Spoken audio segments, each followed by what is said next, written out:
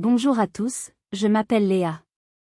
J'ai 32 ans et l'histoire que je vais vous raconter est la preuve que parfois, les plus grandes trahisons ne viennent pas de nos ennemis, mais de ceux qui partagent notre sang. J'ai confié mon appartement, le fruit de toutes mes économies, à mes parents pour les aider. 6 mois plus tard, ma propre sœur, celle qui m'avait déjà volé mon fiancé, publiait sur Internet « Merci à mes parents pour ce nid d'amour. Enfin chez nous avec mon homme. » J'ai dû traverser toute la France, non pas pour me venger, mais pour leur montrer qui était la vraie patronne et reprendre ce qui m'appartenait. C'est une histoire de confiance brisée, de manipulation familiale et de la difficile reconquête de sa propre vie. Avant de plonger dans les détails de cette incroyable histoire, j'aimerais beaucoup savoir d'où vous m'écoutez. Dites-moi dans les commentaires de quelle ville ou de quel pays vous êtes, et quelle heure il est chez vous en ce moment. C'est fascinant de voir jusqu'où ces histoires peuvent voyager. Allez, c'est parti.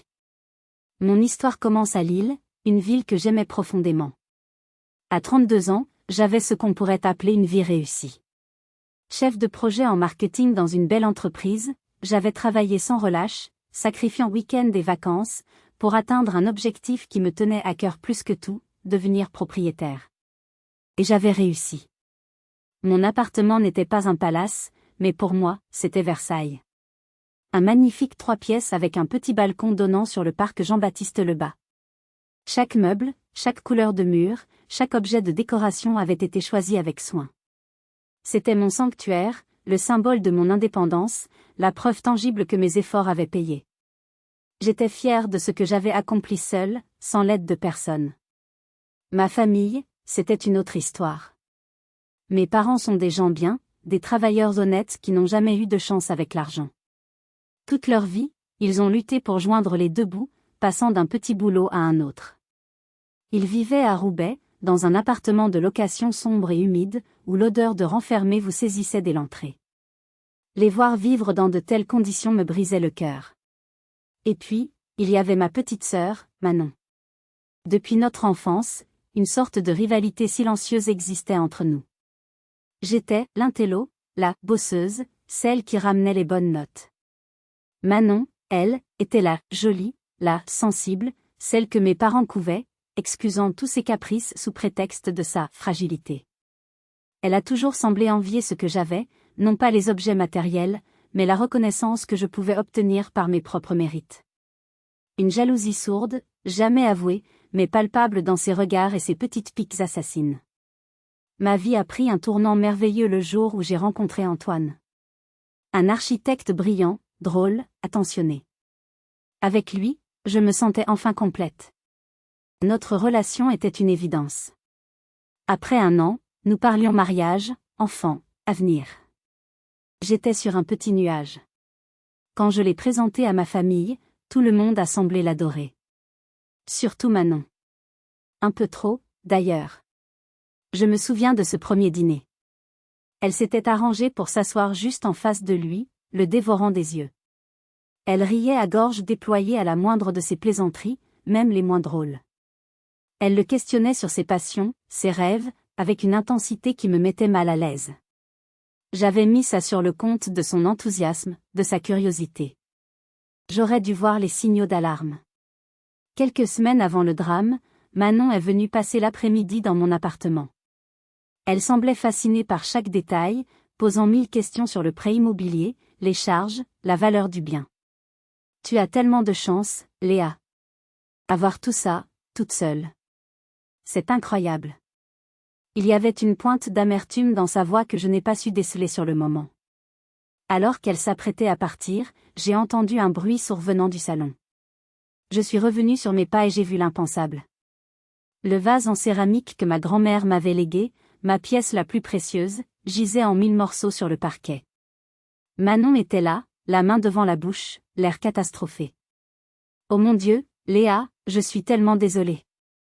J'ai fait un faux mouvement en prenant mon sac, je l'ai heurté. Je suis impardonnable. » Ses excuses semblaient sincères, mais quelque chose clochait. Son regard fuyant, la rapidité avec laquelle elle a changé de sujet. Un sentiment étrange, une intuition glacée m'a parcouru l'échine. C'était comme si une fissure venait d'apparaître sur la façade parfaite de ma vie. Je l'ai raccompagnée à la porte, le cœur lourd, en essayant de me convaincre que ce n'était qu'un stupide accident. Je me suis dit que ce n'était qu'un accident, que j'étais paranoïaque.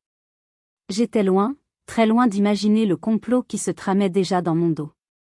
Le monde s'est écroulé un mardi après-midi. Un mardi ordinaire, pluvieux, comme il y en a tant à Lille. J'étais en pleine réunion de brainstorming, présentant une nouvelle campagne publicitaire à mon plus gros client. J'étais concentré, passionné, dans ma bulle. Mon téléphone, posé face cachée sur la table, a vibré une fois. Puis deux. Puis trois. J'ai jeté un coup d'œil agacé, pensant que c'était une notification sans importance. Mais l'insistance des vibrations a fini par m'inquiéter. J'ai discrètement retourné l'appareil. L'écran affichait un message de Manon. Mon cœur s'est serré. Elle ne m'écrivait jamais en pleine journée. J'ai ouvert le message, et le sol s'est dérobé sous mes pieds. Les mots étaient simples, chirurgicaux, d'une cruauté inouïe. Juste pour te dire, Antoine et moi, c'est sérieux maintenant. S'il te plaît, ne te mets pas en travers de notre bonheur. J'ai relu la phrase. Une fois. 2 fois. 10 fois.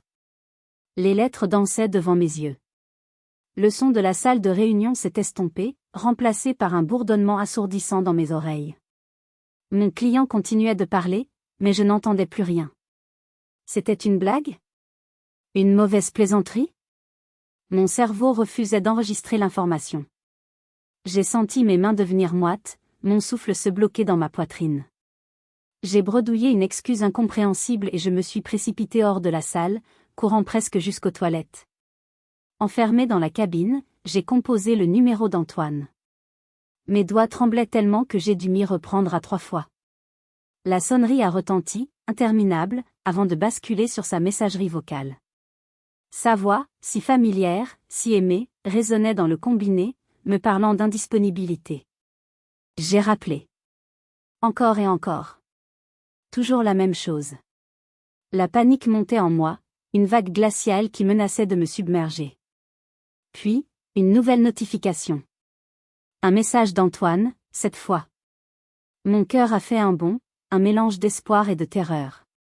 Peut-être allait-il tout démentir, me dire que Manon avait piraté son téléphone, qu'elle était folle. Mais le message était encore plus bref, encore plus brutal que celui de ma sœur. Léa, je suis désolée. C'est vrai. Ne rends pas les choses plus difficiles. C'est tout. Pas d'explication. Pas un mot de plus. Ne rends pas les choses plus difficiles. Comme si j'étais le problème. Comme si mon chagrin était un inconvénient. Je me suis assise sur le sol froid des toilettes, le téléphone glissant de mes mains. Et j'ai pleuré. J'ai pleuré comme jamais je n'avais pleuré de ma vie. Des larmes de choc, d'incompréhension, de douleur pure. L'homme avec qui je projetais de construire ma vie venait de me jeter comme une vieille chaussette. Par texto. Pour ma propre sœur. La trahison était si totale, si absolue, qu'elle en devenait surréaliste. C'était le scénario d'un mauvais film, pas ma vie. J'ai dû rester là 1 heure, peut-être plus. Quand je suis finalement sortie, le visage bouffi, les yeux rouges, j'ai croisé une collègue qui m'a regardée avec pitié.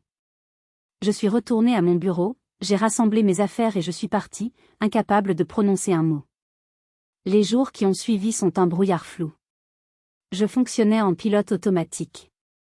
Je me levais, j'allais travailler, je rentrais, je fixais le mur. Le silence de mon bel appartement était devenu assourdissant. Chaque objet me rappelait Antoine. Ce mug qu'il m'avait offert. Ce plaid sous lequel nous nous blottissions. C'était une torture. La vérité, la sale et horrible vérité, m'est parvenue par une amie commune, quelques jours plus tard. Hésitante, elle m'a tout raconté. Manon n'avait pas simplement séduit Antoine. Elle l'avait traqué. C'était une opération planifiée, méticuleuse. Elle avait appris par cœur son emploi du temps. Elle s'était, inscrite dans la même salle de sport que lui. Elle apparaissait, par hasard, à son café préféré, toujours impeccablement habillée, souriante, disponible. Pendant que j'étais en déplacement professionnel, elle l'avait appelé, prétextant une fuite d'eau imaginaire chez nos parents, lui demandant de l'aide. Elle avait joué la demoiselle en détresse, fragile et admirative. Elle lui envoyait des messages, des photos, le flattant, lui disant qu'il méritait quelqu'un qui le comprenne vraiment, quelqu'un qui ne soit pas toujours obsédé par son travail, comme moi. Elle avait méthodiquement sapé notre relation, plantant les graines du doute dans l'esprit d'Antoine, tout en me souriant et en me demandant des nouvelles de mon couple. Perdre l'homme que j'aimais était une agonie, mais réaliser que ma propre sœur avait froidement orchestré ma chute, c'était une blessure d'une toute autre nature, une qui semblait empoisonner jusqu'à mon âme. Après la révélation de la machination de Manon, l'île est devenue une prison. Chaque rue, chaque parc, chaque restaurant était hanté par le fantôme de mon bonheur passé. Croiser une connaissance était une épreuve, je voyais la pitié ou la curiosité malsaine dans leurs yeux. Je ne pouvais plus respirer. Mon appartement, mon sanctuaire, était devenu une cage dorée remplie de souvenirs empoisonnés. Je devais partir, c'était une question de survie, de santé mentale. C'est à ce moment-là que l'univers, ou peut-être juste mon département des ressources humaines, m'a envoyé un signe. Une proposition de promotion. Un poste de directrice marketing, avec des responsabilités accrues et un salaire bien plus conséquent. Le seul hic, le poste était basé à Marseille, à l'autre bout du pays. Ce qui aurait pu être un obstacle quelques mois plus tôt est apparu comme une bouée de sauvetage. Le soleil, la mer, une ville nouvelle où personne ne connaissait mon histoire. C'était exactement ce dont j'avais besoin. J'ai accepté sans hésiter. La logistique du déménagement a rapidement ramené un problème concret au premier plan, que faire de mon appartement à Lille ? Le prêt immobilier courait toujours, une somme considérable chaque mois. La première idée, la plus logique, était de le vendre. Le marché était bon, je pouvais espérer faire une petite plus-value et tourner la page définitivement.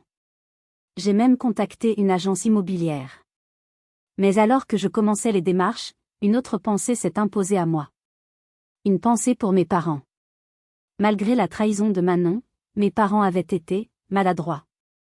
Ma mère n'arrêtait pas de me dire que je devrais pardonner, que c'est la famille, que Manon ne pensait pas à mal. Mon père, lui, était plus silencieux, mais je sentais sa désapprobation face aux actes de ma sœur. Ils étaient pris entre deux feux, et malgré leur gestion catastrophique de la situation, je ne pouvais m'empêcher de penser à leur propre vie difficile. Je les imaginais, vieillissant dans leur logement insalubre de Roubaix, pendant que je partais refaire ma vie au soleil. La culpabilité me rongeait. Et c'est là que l'idée a germé. Une idée qui, sur le moment, m'a semblé brillante, généreuse, la solution parfaite à tous les problèmes. J'ai décroché mon téléphone. Ma mère a répondu, sa voix empreinte de cette tristesse lasse qu'elle avait depuis des semaines. Maman, j'ai réfléchi, ai-je commencé, essayant de paraître enjouée. Pour l'appartement à Lille. Je ne vais pas le vendre tout de suite. Un silence. Puis, ah bon ? Mais comment tu vas faire avec le crédit, ma chérie ? Voilà mon idée. Vous en avez marre de votre appartement à Roubaix, non ? Il est humide, il est loin de tout. Alors, pourquoi est-ce que vous ne déménageriez pas dans le mien ? Le silence à l'autre bout du fil fut si long que j'ai cru que la communication avait été coupée. Maman ? Tu es là ? Léa, tu es sérieuse, a-t-elle balbutié, sa voix étranglée par l'émotion. On ne pourrait jamais. C'est trop. Mais si. Écoutez, c'est parfait pour tout le monde. Vous seriez dans un quartier magnifique, avec tout à proximité. L'appartement est lumineux, confortable. Moi, ça me rassure de savoir qu'il est occupé par des gens de confiance. Je continue de payer le crédit et les impôts, bien sûr. Vous n'aurez qu'à payer les charges, l'électricité, l'eau. Ce sera toujours moins cher que votre loyer actuel, et pour un confort incomparable. J'entendais ma mère pleurer doucement. Je ne sais pas quoi dire, ma puce. C'est le plus beau cadeau du monde. Mon père a pris le combiné. Sa voix était plus grave que d'habitude. Léa, on ne mérite pas ça. Surtout après tout ça. Ce n'est pas une question de mérite, papa. Vous êtes mes parents. Vous avez toujours galéré, c'est ma façon de vous aider un peu, de vous offrir un peu de tranquillité pour vos vieux jours. S'il vous plaît, acceptez. Et c'est là, dans mon élan de générosité, que j'ai prononcé la phrase qui allait sceller mon destin, la phrase qu'ils allaient déformer et retourner contre moi. Pour les rassurer complètement, j'ai ajouté, « Ne vous inquiétez pas pour l'appartement, considérez-le comme le vôtre tant que vous en aurez besoin. » Ils ont accepté, bien sûr. Entre les larmes de ma mère et les remerciements émus de mon père, je me suis senti bien. J'avais l'impression de faire une bonne action, de transformer une situation douloureuse en quelque chose de positif. Je les aidais, et ils m'aidaient en retour en veillant sur mon bien. C'était gagnant-gagnant. Le déménagement s'est fait en quelques semaines. Je suis partie pour Marseille avec 2 valises et le cœur un peu plus léger, les laissant s'installer dans mon cocon. Je leur avais laissé la plupart de mes meubles, ne prenant que l'essentiel. Je me sentais fière de moi, fière de pouvoir leur offrir ça. Je pensais sincèrement avoir trouvé la solution parfaite, un moyen de transformer ma douleur en quelque chose de positif pour ma famille. En réalité, je venais de leur donner l'arme qui allait me détruire. Je dois faire une pause ici. Quand je repense à ce moment, à ma naïveté, une partie de moi a envie de crier. J'étais tellement convaincue de bien faire. Dites-moi honnêtement dans les commentaires, à ma place, auriez-vous fait la même chose? Auriez-vous fait confiance à vos parents de cette manière, même après ce que votre sœur avait fait? Je suis vraiment curieuse de lire vos avis. Les 6 premiers mois à Marseille ont été une renaissance. J'avais laissé le ciel gris du nord pour la lumière éclatante de la Méditerranée, et ce changement a eu un effet presque magique sur mon moral. Mon nouveau travail était exigeant mais passionnant. Je dirigeais une équipe dynamique, je lançais des projets ambitieux, et pour la première fois depuis longtemps, je me sentais valorisée et respectée professionnellement. J'ai loué un petit appartement avec une terrasse donnant sur les toits du quartier du Panier. Chaque matin, je prenais mon café au soleil, en écoutant le chant des mouettes. C'était simple, mais c'était une forme de bonheur que j'avais presque oubliée. J'ai commencé à me construire un nouveau cercle social. Des collègues sont devenus des amis. Nous sortions boire des verres après le travail, nous faisions des randonnées dans les calanques le week-end. Lentement, mais sûrement, je me reconstruisais. La douleur était toujours là, tapie dans un coin de mon cœur, mais elle ne dictait plus ma vie. Antoine et Manon n'étaient plus que des fantômes lointains, des souvenirs flous que je parvenais à chasser de plus en plus facilement. Je prenais des nouvelles de mes parents de temps en temps. Ils semblaient ravis de leur nouvelle vie. Ma mère me parlait du marché sur la place, du voisin charmant, du confort de l'appartement. On revit, ma chérie, grâce à toi, me disait-elle. Et ces mots suffisaient à apaiser ma conscience. Puis vint cette soirée de novembre. Une soirée pluvieuse, même à Marseille. Je m'ennuyais un peu, alors j'ai fait ce que des millions de personnes font dans ces moments-là, j'ai ouvert Facebook pour faire défiler sans but les nouvelles de mes contacts. Des photos de vacances, des naissances, des publications politiques. Rien de bien passionnant. Et puis, j'ai vu une notification. Ma cousine Sophie avait aimé une photo de Manon. Je ne suivais plus activement la page de ma sœur, mais je ne l'avais jamais bloquée. La curiosité, cette vieille démone, l'a emportée. J'ai cliqué. La photo s'est affichée en grand sur mon écran. C'était Manon. Elle se tenait dans ma cuisine. Pas une cuisine qui ressemblait à la mienne. C'était ma cuisine. Je reconnaissais le plan de travail en granit que j'avais mis des mois à choisir, le carrelage mural en mosaïque que j'avais posé moi-même avec mon père. Elle portait un tablier, tenait une tasse fumante, et souriait à l'objectif avec un air de contentement béat. Elle avait l'air parfaitement chez elle. Un frisson désagréable m'a parcouru. Mais c'est la légende sous la photo qui a transformé ce frisson en une décharge électrique. Un immense merci à mes parents de m'avoir offert ce nid d'amour. Hâte de commencer notre nouvelle vie ici avec mon homme, Antoine. Pendant de crémaillère bientôt. Le souffle m'a manqué. Offert? Nid d'amour? Notre nouvelle vie? Les mots résonnaient dans ma tête comme un écho déformé. C'était impossible. Une erreur. Mes parents vivaient là. Je suis allée directement sur le profil de Manon, le cœur battant à tout rompre. Et là, l'horreur s'est dévoilée, publication après publication. C'était un véritable journal de bord de leur appropriation de ma vie. Une photo d'Antoine, affalé sur MON canapé, regardant un match de foot, avec la légende « Soirée parfaite à la maison ». Une autre 2-2, trinquant sur MON balcon, avec la tour de Lille en arrière-plan. Notre vue. Une vidéo 2, en train de repeindre le mur de ma chambre dans une couleur lavande criarde que je détestais. Je faisais défiler les images, la nausée montant en moi. Ils avaient changé la disposition des meubles, enlevé mes cadres, mes livres. Ils effaçaient méthodiquement toute trace de mon existence. Et puis, j'ai vu la publication qui m'a achevé. C'était une annonce postée par Manon sur la marketplace de Facebook, datant d'il y a 3 mois. Elle vendait une vieille bibliothèque en chêne massif. C'était ma bibliothèque. Celle que j'avais mis des semaines à poncer et à vernir. Je l'avais laissée là en disant à mes parents qu'elle leur serait utile. Et Manon l'avait vendue. La description de l'annonce disait « Débarrasse vieux meubles pour faire place à du neuf ». Elle ne se débarrassait pas seulement d'un meuble. Elle se débarrassait de moi. Chaque photo était un coup de poignard. Mais c'est en allant sur le profil de ma mère que j'ai vu la vérité ultime, celle qui m'a fait acheter un billet d'avion sans même regarder le prix. Tremblante de rage, j'ai quitté la page de Manon pour aller sur celle de ma mère, cherchant désespérément une explication, une photo qui prouverait que tout cela n'était qu'un terrible malentendu. Peut-être que mes parents vivaient dans une autre chambre ? Peut-être qu'il hébergeait Manon temporairement ? Mon esprit s'accrochait à n'importe quelle branche, même la plus fragile, pour ne pas sombrer. Et c'est là que j'ai trouvé la preuve. Pas celle que j'espérais, mais celle qui a anéanti mes derniers doutes. C'était une photo publiée 2 semaines plus tôt. On y voyait ma mère et mon père, souriant courageusement à l'objectif. Mais ce n'était pas le décor de mon appartement.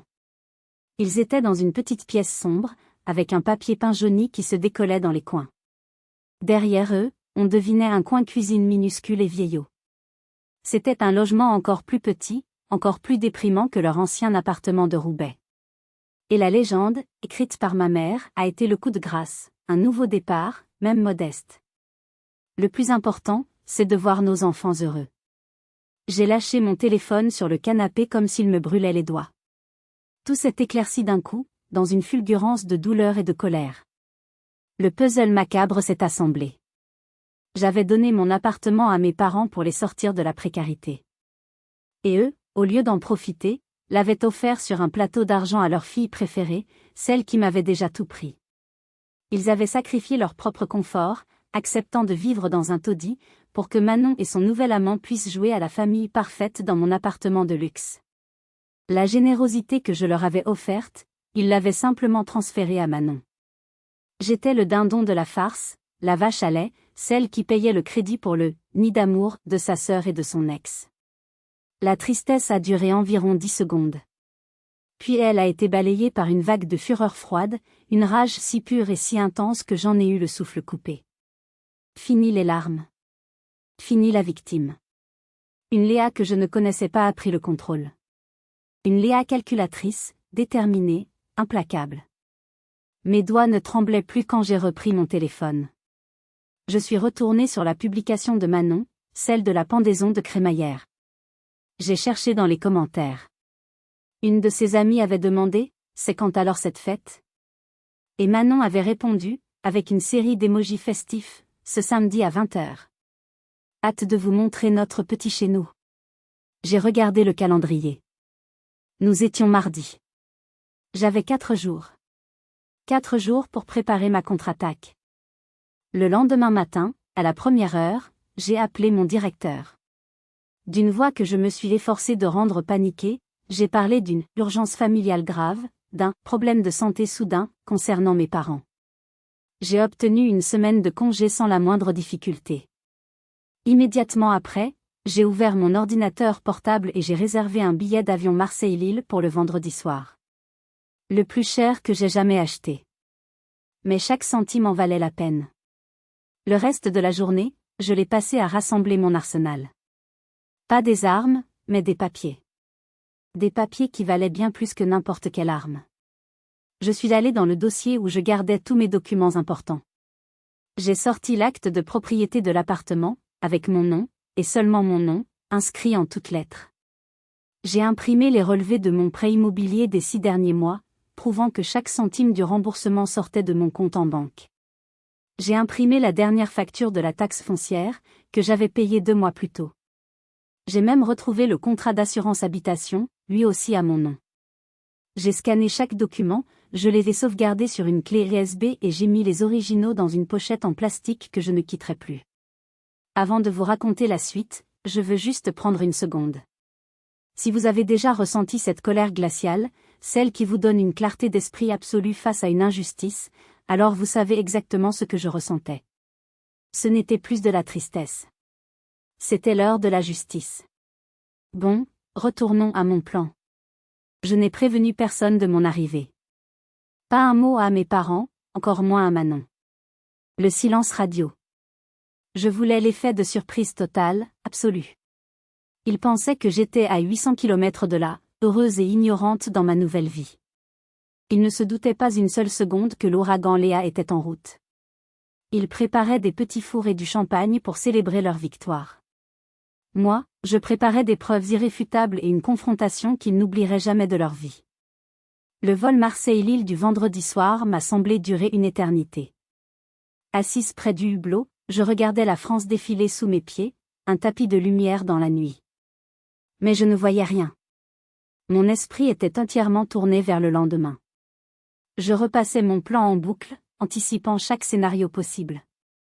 Et s'ils refusaient de me laisser entrer? Et s'ils appelaient la police? J'avais les documents, la loi était de mon côté. Mais face à la mauvaise foi et à la manipulation familiale, la loi semble parfois bien démunie. Une partie de moi avait peur. Peur de la confrontation, peur de la violence de leur réaction, peur de la rupture définitive que cet acte allait provoquer. Mais cette peur était écrasée par une détermination sans faille. Il m'avait poussé à bout. Il n'y avait plus de retour en arrière possible. J'ai atterri à l'Esquintard dans la soirée. L'air frais et humide du nord m'a saisi à la sortie de l'aéroport, un contraste brutal avec la douceur marseillaise. J'ai pris un taxi, non pas pour mon appartement, mais pour un petit hôtel discret que j'avais réservé près de la gare. Je ne voulais laisser aucune trace de ma présence avant le moment fatidique. Dans ma chambre impersonnelle, j'ai étalé une dernière fois tous mes documents sur le lit. L'acte de propriété, les relevés bancaires, les avis d'imposition. C'était ma vérité, couchée sur papier. C'était mon armure. J'ai à peine dormi cette nuit-là, l'adrénaline me tenant éveillée. Le samedi est passé dans une sorte de brouillard.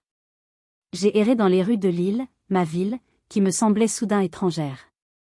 Chaque coin de rue ravivait un souvenir, mais la nostalgie était teintée d'amertume. Vers 19h, je suis retournée à l'hôtel pour me préparer. J'ai choisi ma tenue avec un soin méticuleux. Pas une robe de soirée, non. J'ai enfilé un tailleur-pantalon noir, sobre et élégant. Une tenue de femme d'affaires, une tenue qui disait « Je suis sérieuse, je suis maîtresse de la situation, on ne me manipule pas ». Je me suis maquillée, non pas pour être belle, mais pour me donner un masque de confiance, pour cacher les cernes de ma nuit blanche et la tension qui nouait mes entrailles. À 20h15, j'ai commandé un VTC. En donnant mon adresse au chauffeur, j'ai eu un rire nerveux. C'était tellement absurde. Devoir prendre un VTC pour rentrer chez soi. Pendant le trajet, mon cœur battait si fort que je pouvais le sentir dans mes tempes. Je respirais profondément, essayant de calmer le tremblement de mes mains.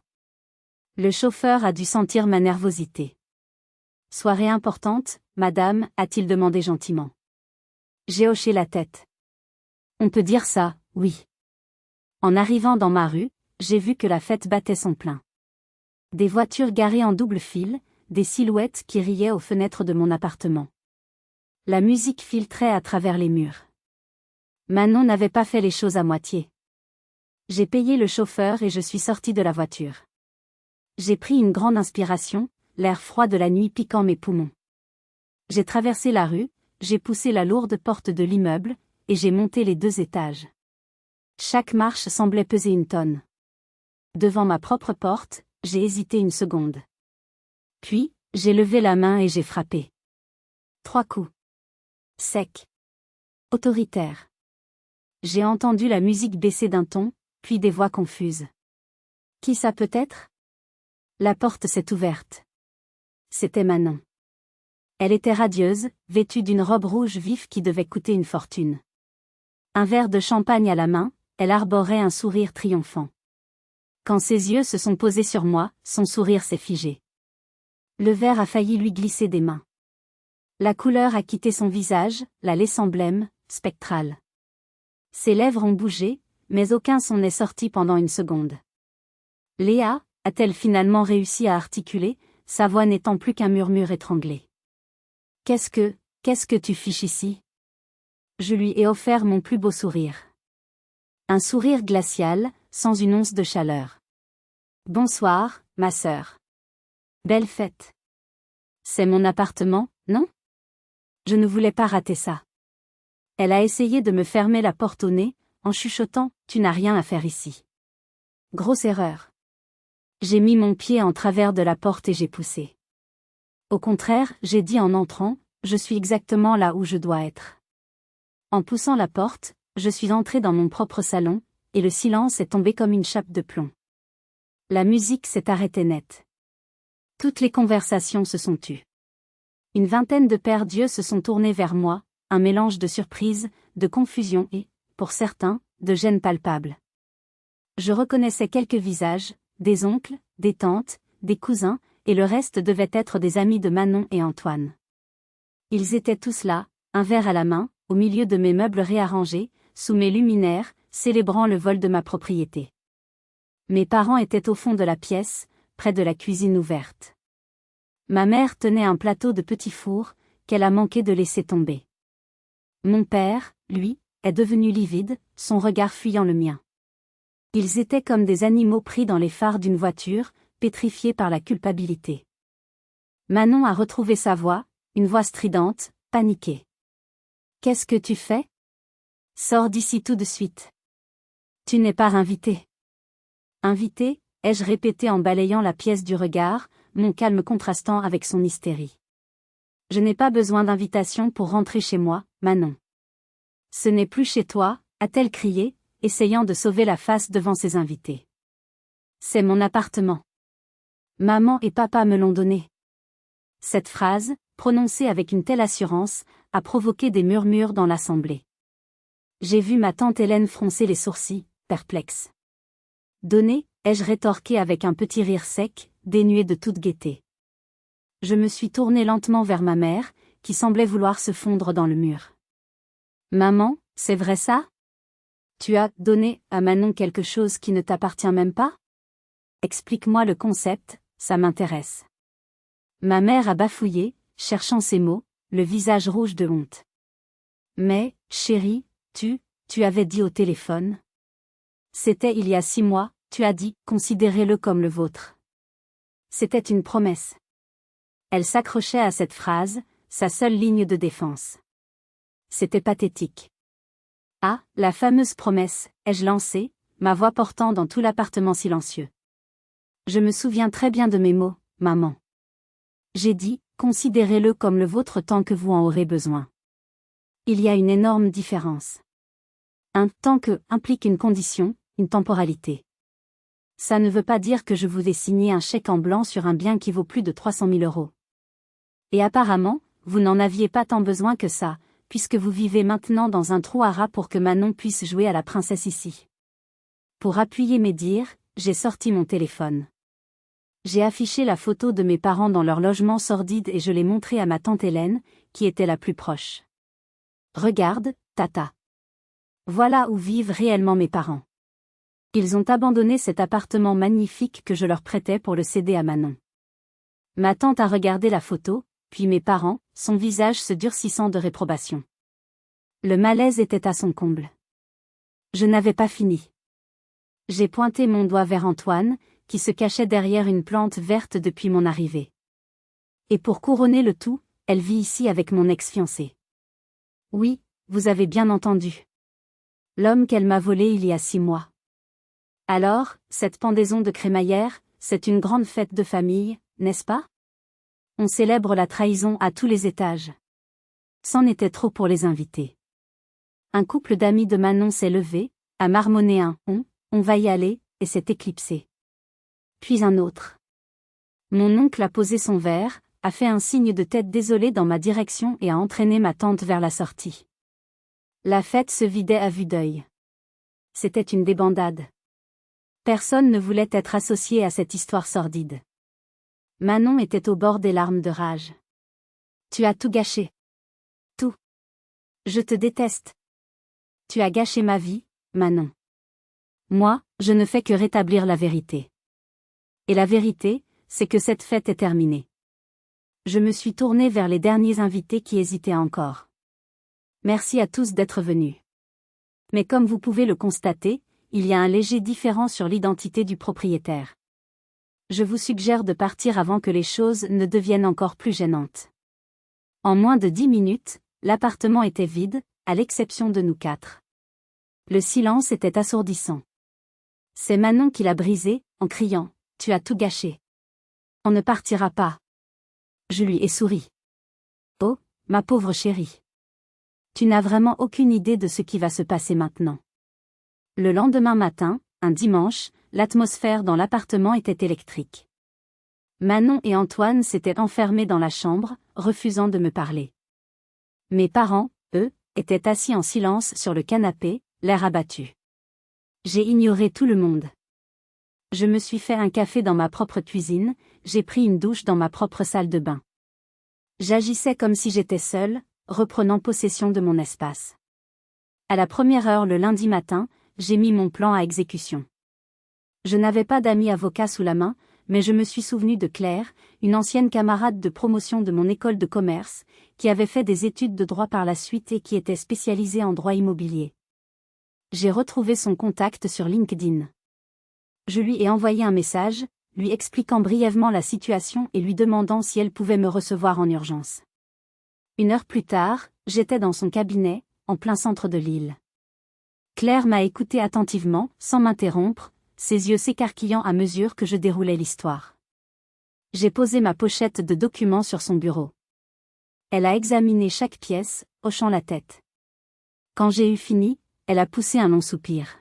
« Léa, ton histoire est dingue. Mais d'un point de vue légal, c'est d'une simplicité enfantine. C'est-à-dire, ai-je demandé, le cœur plein d'espoir. C'est-à-dire que tu es la seule et unique propriétaire. L'acte de propriété est irréfutable. Tes parents n'avaient aucun droit de donner ou de prêter ton bien à qui que ce soit. Ta sœur et son fiancé sont, techniquement, des occupants sans droit ni titre.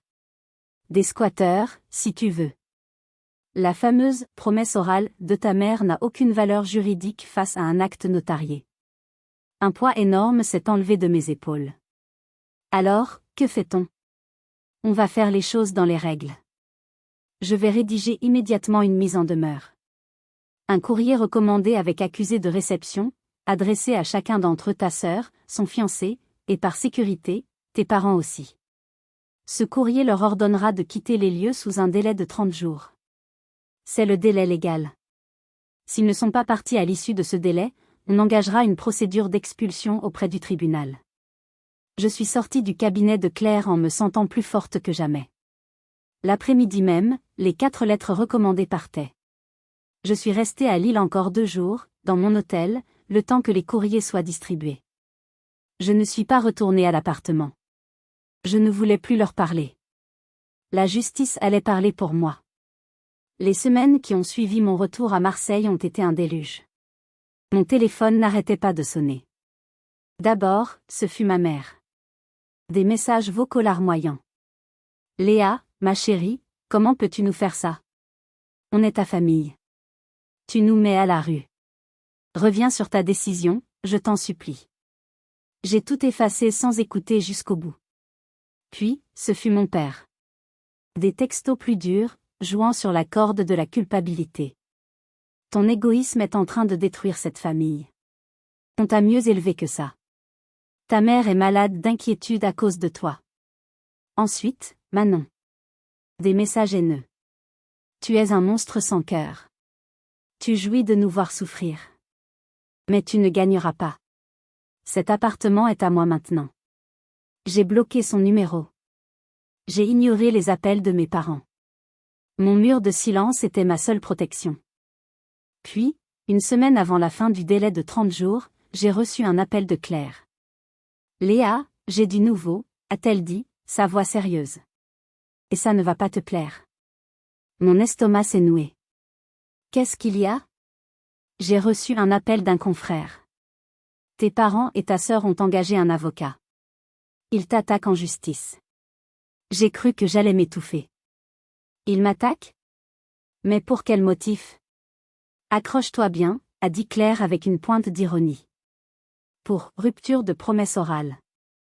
Ils affirment que tu leur as fait la promesse verbale de leur donner l'appartement, et qu'en se basant sur cette promesse, ils ont engagé des frais pour l'améliorer. Ils demandent au juge de te forcer à honorer ta promesse. Point. J'ai éclaté d'un rire nerveux. C'était tellement absurde, tellement tordu. Ils ne reculaient devant rien. Ne t'inquiète pas, m'a rassuré Claire. Leur dossier est vide. C'est une manœuvre d'intimidation pour te faire peur et te pousser à négocier. Ils jouent leur dernière carte. Ils pensaient vraiment que leur mensonge sur ma promesse allait tenir devant un juge? Ils allaient apprendre à leurs dépens qu'entre les paroles déformées et un acte de propriété, la loi avait déjà choisi son camp. Claire a suggéré d'organiser une réunion de médiation avant d'aller plus loin, une procédure standard pour tenter de résoudre le conflit à l'amiable. Leur avocat sait qu'ils n'ont aucune chance au tribunal, il va probablement les pousser à accepter un accord, m'a-t-elle expliqué. J'ai accepté, même si l'idée de me retrouver dans la même pièce que me révulsait. J'ai donc pris un nouveau billet d'avion pour Lille. La réunion a eu lieu dans une salle neutre, au cabinet de l'avocat adverse. L'ambiance était glaciale. J'étais assise à côté de Claire. En face de moi, il y avait mes parents, Manon et Antoine, flanqués de leur avocat, un homme à l'air suffisant. Mes parents évitaient mon regard. Manon, elle, me foudroyait des yeux, le visage fermé par la haine. Leur avocat a pris la parole en premier. Il a parlé d'une tragédie familiale, d'un malentendu regrettable.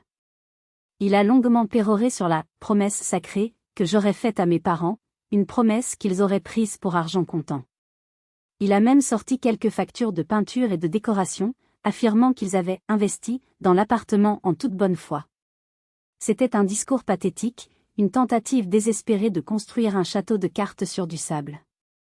Quand il a eu fini, Claire n'a pas dit un mot. Elle a simplement ouvert sa mallette et a posé, un par un, mes documents sur la grande table en acajou. Le silence était total, seulement rompu par le bruit sec des feuilles de papier. Maître, a-t-elle commencé d'une voix calme et posée, voici l'acte de propriété au nom de mademoiselle Léa Dubois. Voici les relevés de son prêt immobilier, prouvant qu'elle a payé seule plus de 80 000 € de mensualité depuis l'achat. Voici les avis de taxes foncières des 5 dernières années, tous acquittés par ma cliente. Et voici le contrat d'assurance habitation, également à son seul nom. Elle a fait une pause, laissant le poids de ses preuves s'installer dans la pièce. Maintenant, maître, j'aimerais que vous me montriez votre preuve à vous. Avez-vous un document écrit? Un email? Un simple SMS où ma cliente utilise le mot « donner ». Avez-vous quoi que ce soit de tangible, à part les souvenirs arrangés de vos clients? L'avocat adverse est devenu tout rouge. Il a bafouillé quelque chose sur la valeur de la parole donnée dans une famille. C'était fini. Il le savait. Ses clients le savaient. C'est à ce moment-là que ma mère a craqué. Elle a fondu en larmes, des sanglots bruyants, théâtraux. Mais enfin, c'est sa famille. On est ses parents. On n'a rien, nous. Elle a un bon travail, elle peut s'en acheter un autre. C'est une ingrate, une égoïste. Après tout ce qu'on a fait pour elle. Claire l'a regardé froidement. Madame, ce que vous avez fait pour votre fille ne vous donne pas le droit de lui voler son bien. La loi est la même pour tout le monde. Leur avocat a mis fin à la réunion, comprenant qu'il allait droit dans le mur. La tentative d'intimidation avait échoué. Le jour de l'expiration du délai de 30 jours est arrivé. Claire s'est rendue personnellement à l'appartement, accompagnée d'un huissier de justice, pour s'assurer que les lieux étaient bien libérés. Elle m'a appelé en fin de matinée. C'est fait, Léa. Ils sont partis. Comment ça s'est passé, ai-je demandé, la gorge nouée. Manon a pleuré et t'a insulté pendant tout le déménagement. Très dramatique. Tes parents l'ont aidé à charger le camion sans dire un mot. Ils avaient l'air de deux spectres. Ils t'ont laissé les clés dans la boîte aux lettres. Voir l'appartement dans cet état, c'était leur dernière petite vengeance mesquine. Et vous savez quoi? À ce moment précis, j'ai pris une décision qui allait changer ma vie pour de bon. J'ai pris l'avion le week-end suivant. Je devais voir par moi-même, tourner la page. Quand j'ai ouvert la porte de mon appartement, mon cœur s'est serré. Il était vide, mais ce n'était pas le vide propre et net d'un déménagement normal. C'était un vide sale, agressif. Ils avaient arraché les tringles à rideaux en laissant des trous béants dans les murs. Le parquet était rayé à plusieurs endroits, comme s'ils avaient traîné des meubles sans les soulever. La belle peinture que j'avais faite était maculée de taches. Et le pire, dans la cuisine, ils avaient laissé un sac poubelle éventré, déversant ses détritus sur le sol. C'était un dernier acte de mépris, un dernier crachat au visage. En balayant du regard ce champ de bataille qui avait été mon foyer, j'ai réalisé que je ne pourrais plus jamais être heureuse ici. Ce lieu était hanté par la trahison. Il n'y avait qu'une seule chose à faire. Debout au milieu de mon salon dévasté, une certitude s'est imposée à moi, claire et limpide. Je ne pouvais plus vivre ici. Chaque mur, chaque recoin de cet appartement était désormais imprégné du souvenir de leur trahison. Rester ici, ce serait comme vivre dans un mausolée dédié à ma famille détruite. La joie que j'avais ressentie en achetant ce lieu, la fierté que j'avais éprouvée en le décorant, tout cela avait été souillé, anéanti. Ce n'était plus mon sanctuaire. C'était une scène de crime. J'ai appelé Claire. Je veux vendre, lui ai-je dit sans préambule. Le plus vite possible. Elle n'a pas semblé surprise. Je comprends, Léa. C'est la meilleure chose à faire pour tourner la page. Le processus a été plus compliqué que prévu. Avant de pouvoir mettre l'appartement sur le marché, j'ai dû engager des artisans pour réparer les dégâts. Il a fallu reboucher les trous, poncer et revernir tout le parquet, repeindre entièrement les murs. Chaque facture était un rappel amer de leur mesquinerie. Cela m'a coûté du temps, de l'énergie et plusieurs milliers d'euros que je n'avais pas prévus. Mais je considérais cela comme le prix à payer pour ma liberté. Une fois les réparations terminées, l'appartement a retrouvé son éclat. Il a été mis en vente, heureusement, le quartier était toujours aussi prisé. Il s'est vendu en moins d'un mois, à un bon prix. Le jour de la signature chez le notaire, en voyant le chèque de banque, je n'ai pas ressenti de joie exubérante, mais un immense soulagement. C'était fini. Le chapitre lillois de ma vie était officiellement clos. Avec l'argent de la vente, une fois le reste du crédit remboursé, j'avais un apport considérable. J'ai pris mon temps, et quelques mois plus tard, j'ai trouvé la perle rare à Marseille. Un appartement lumineux avec une grande terrasse, à quelques minutes à pied de la mer. Un lieu qui n'avait aucune histoire, aucun fantôme. Un lieu qui n'appartenait qu'à moi, et où je pouvais enfin construire mon avenir. Et eux? Que sont-ils devenus? Les nouvelles me sont parvenues par bribes, via ma cousine Sophie, la seule personne de la famille avec qui j'avais gardé un contact distant. Mes parents, après avoir quitté mon appartement, ont dû retourner vivre dans un petit logement de location, encore plus modeste que celui qu'ils avaient à Roubaix.